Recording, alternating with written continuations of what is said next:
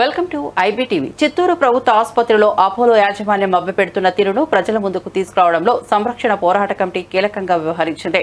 Committee convener Shobharani, co convener Jayakumar సహా సభ్యులు ఆసుపత్రిలో విచారణ కమిటీ ముందు వాస్తవ పరిస్థితులను ప్రత్యక్షంగా చూపించారు.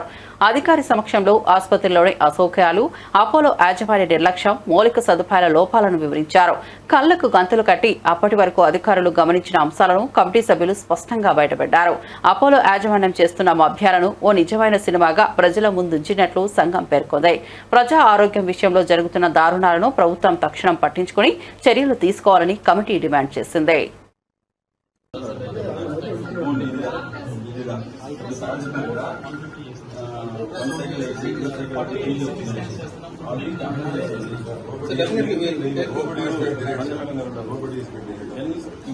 అపోలో రాత్రి అరుణ్ మాధవ్, సంజయ్ మేడం ఇంకోరంతా వీళ్ళంతా ఇంతమంది ట్వీట్ చేసుకుంటా ఉన్నారు కదా.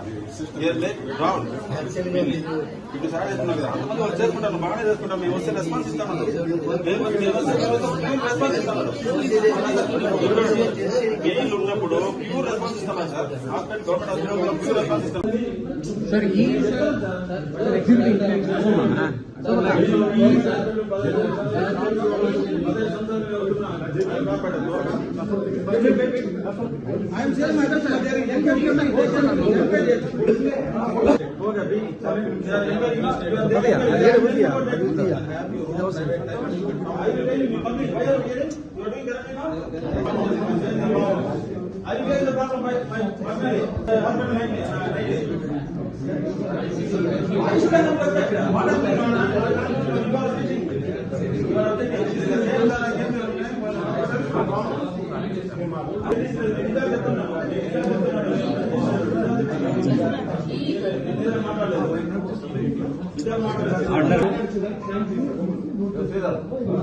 నేను చెప్తున్నా సార్, ఈ రూమ్ అనేది ఉండేది రావాలి,